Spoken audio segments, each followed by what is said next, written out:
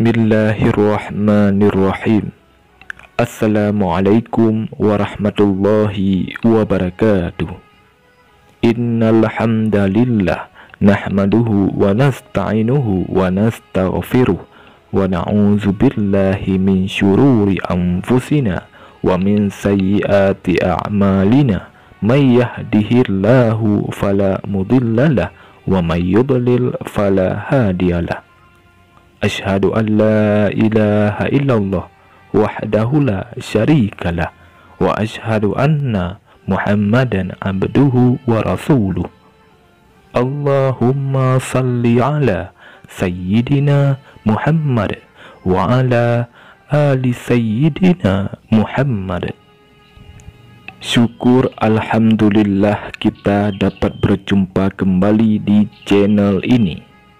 Harapan dan doa saya, semoga saudaraku semua yang menonton video ini selalu diberikan kesehatan, dilapangkan rezekinya, diampuni dosanya, dan dipanjangkan umurnya. Amin. Amin. Ya Rabbal Alamin. Sebahagian manusia bisa dengan mudah melakukan perbuatan dosa dalam kehidupan sehari-hari.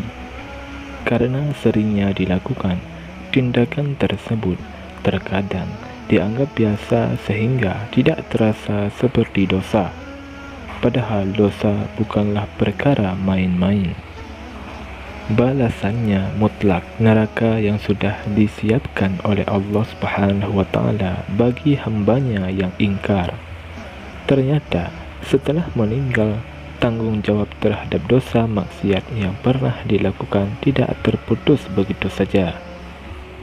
Selama perbuatan maksiat tersebut masih berdampak dan berpengaruh kepada orang lain, maka dosanya akan tetap mengalir kepada pelakunya meski ia sudah meninggal.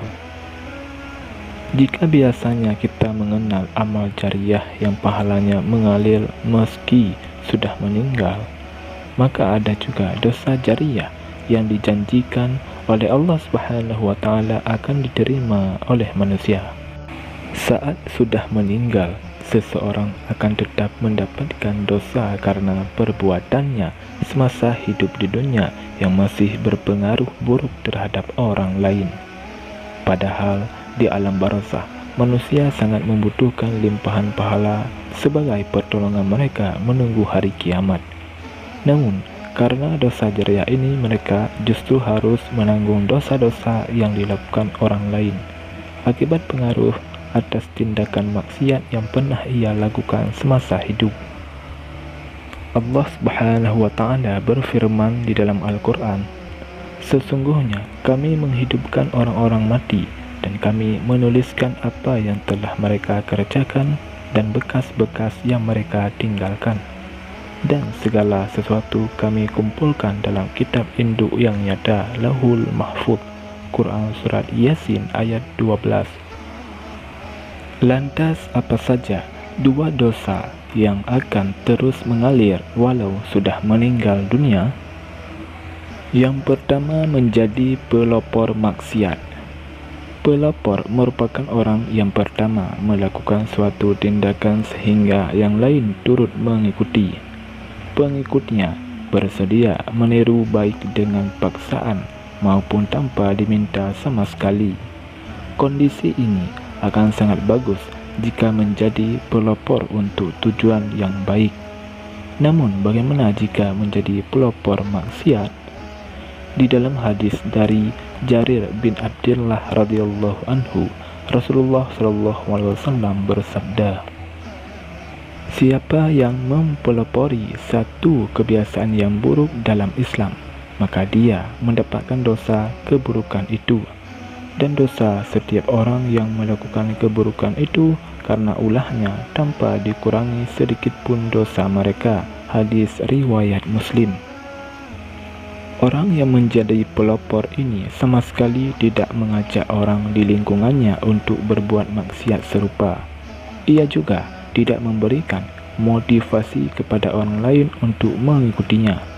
Namun karena perbuatannya ini, ia berhasil menginspirasi orang lain melakukan maksiat serupa. Itulah mengapa anak Nabi Adam, Qabil, yang menjadi orang pertama yang membunuh manusia harus bertanggung jawab atas semua kasus pembunuhan di alam ini. Rasulullah SAW bersabda, "Tidak ada satu jiwa yang terbunuh secara zalim melainkan anak Adam yang pertama kali membunuh akan mendapatkan dosa karena pertumpahan darah itu." Hadis riwayat Bukhari dan Muslim. Tidak bisa dibayangkan bagaimana dosa yang akan ditanggung pelopor dan pendesain rok mini, baju you can see, penyebaran video porno, dan masih banyak tindakan maksiat lainnya. Sebagai pelopor, dosa mereka akan terus mengalir hingga hari kiamat kelak.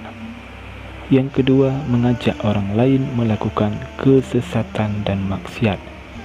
Berbeda dengan pelopor yang hanya menginspirasi orang lain, orang yang satu ini dengan nyata mengajak orang lain untuk melakukan kesesatan dan tindakan maksiat. Merekalah merupakan juru dakwah kesesatan atau mereka yang mempropagandakan kemaksiatan. Di dalam Al-Quran, Allah Subhanahu wa Ta'ala menceritakan bagaimana orang kafir kelak akan menerima dosa dari kekufurannya, belum lagi dengan dosa-dosa orang-orang yang juga mereka sesatkan. Allah Subhanahu wa Ta'ala berfirman, mereka akan memikul dosa-dosanya dengan penuh pada hari kiamat, dan berikut dosa-dosa orang yang mereka sesatkan yang tidak mengetahui sedikit pun bahwa mereka disesatkan.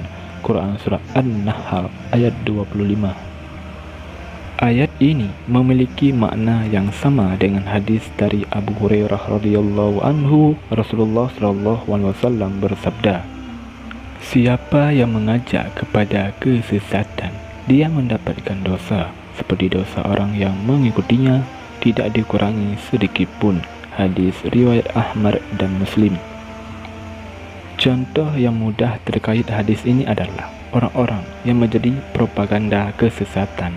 Mereka menyebarkan pemikiran-pemikiran yang menyimpang, mengajak masyarakat untuk berbuat kesyirikan dan bid'ah. Mereka, para pemilik dosa jariah, lantas bagaimana dosa mereka?